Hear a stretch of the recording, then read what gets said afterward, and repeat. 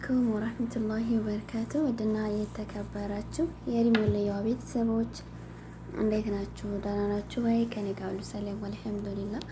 እና እንዴት ናችሁልኝ? ከኔ ጋር ያለው አልሐምዱሊላህ ረቢል ዓለሚን።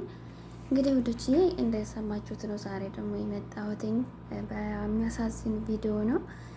ሁላችንም እንግዲህ አብዛኞቻችን ስደት ላይ ነው ያለ ነው እና ፈጣሪ አላህ ይጠብቀን፣ ኃይሉንም ብርታቱንም ይስጠን።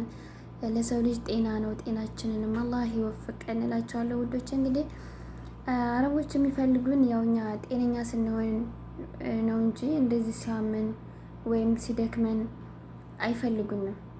ምንም ያህል ቢከፍሉ ለኛ ክብር ይሄን ያህል የላቸውም ማለት ነው። ሁላችንም እናውቃለን ስላለንበት እና እንግዲህ እንደሰማችኋት ነው።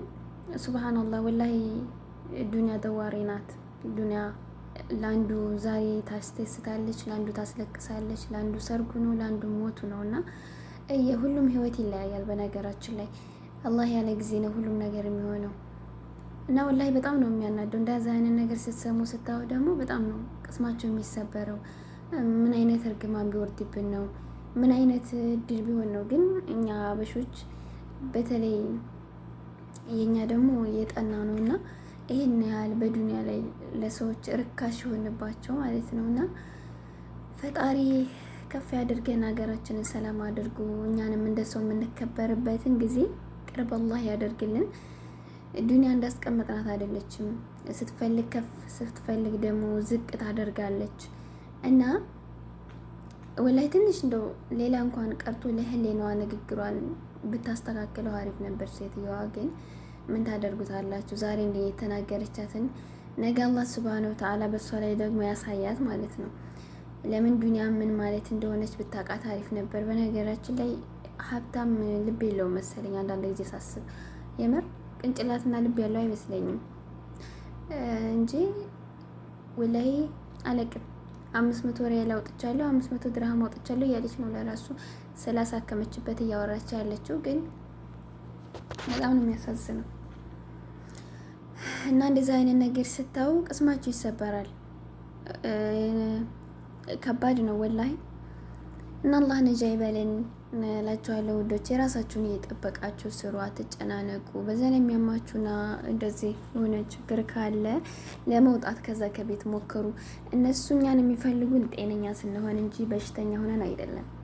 ጤነኛ ካልሆን ማንም ሰው አይፈልገንም፣ ልንገራችሁ ማለት እንኳን አረቦች ቀርቶ የራሳችን ሰው ለራሱ አይፈልገንም። ለምን 20 ዓመት አሰሩላቸውም እነሱ እንትን አይሉም ያኔ ይሄንን እኮ እንደዚህ እኮ ናለኛለች ምናምን የሚባለው ነገር አይተገብሩትም ማለት ነው። እና ወላይ በጣም ነው አንጀቴን ያማታችን ሀቂቀትን። ይህች እህታችን ፈጣሪ የገድፋት ተሞተች፣ ከቤት ወጣ ትሞት ስትል ደግሞ ሱብሃንአላህ። እናቷ አሁን ይሄንን ብታይ አስባችሁታል? ይከብዳል ወላይ። እና ወላይ ሸር አድርገውት ሳይ በጣም ነው የተሰማኝ ከምንም በላይ። እና ወዶችዬ እንደዚህም የሆነ ችግር ካለ የማይመቻችሁ ምናምን ከሆነ በራሳችሁ ጣሪ በራሳችሁ መንገድ ራሳችሁ መጠበቅ አለባችሁ። መውጣት ካለባችሁ መውጣት አለባችሁ። ግዴታ እነሱ ጋር ወላሂ መጨቃጨቅ ግዴታ እነሱ ጋር የሆነ አይምሯችሁን የሚነካ ነገር የሚያጨናነቃችሁ ነገር እንደዚህ ምግብ ከሌለ እንደዚህ በቃ ራሳችሁን የሚጎዳ ነገር ከሆነ የራሱ ጉዳይ። ዱንያ ነው። ኦኬ መውጣት አለባችሁ ከዛ ከቤት እና ይሄንን ነው የምላችሁ። ራሳችሁን ጠብቁ። ከእናንተ በላይ ራስን ማለት ከራሳችን በላይ እኛ ራሳችንን ካጣል ነው ማንም ሰው ሊያነሳልን አይችልም። ራሳችንን መያዝ የምንችለው ራሳችንን ማለት ነው። ራሳችንን መጠበቅ የምንችለው ሌላ ሰው ማንም ሰው የሚያግዘን ሰው የለም። እና ጤነኛ ሆናችሁ ለራሱ ከሌላችሁ ማንም ሰው አይወዳችሁም፣ እንኳን በሽተኛ ሆናችሁ። እና ያሳዝናል። አንዳንድ ነገራቶች ያስተምሯችኋል። እናንተ ስታው መማር ትችላላችሁ። እና ከባድ ነው። እንደኛ የሚያሳዝን በዚች ምድር አለ ብዬ አላምንም። ሀቂቀትን አልሐምዱሊላህ ሙሉ አካል አላህ ሰጥቶናል። ሰርተን መቀየር እንችላለን። ግን ደግሞ ወላሂ የሰው ቤት ያን 10 ዓመት 20 ዓመትም 3 ዓመትም 4 ዓመትም 5 ዓመትም አልፎ ለማያልፍ ነገር እንደ እስር ቤት ታሽገን እየዋልን ነው ያለ ነው። እና አላህ ሱብሃነሁ ወተዓላ ቀን ያውጣልን። በቃችሁ ይበለን የስደትን ህይወት እላችኋለሁ ውዶቼ። ፈጣሪ ድረስላት ለእህታችንንም አላህ ይጠብቀን። ላይክ ሰብስክራይብ በማድረግ አበረታቱኝ። አሰላሙ አሌይኩም ወራህመቱላሂ ወበረካቱ። ሰላም ሁኑልኝ።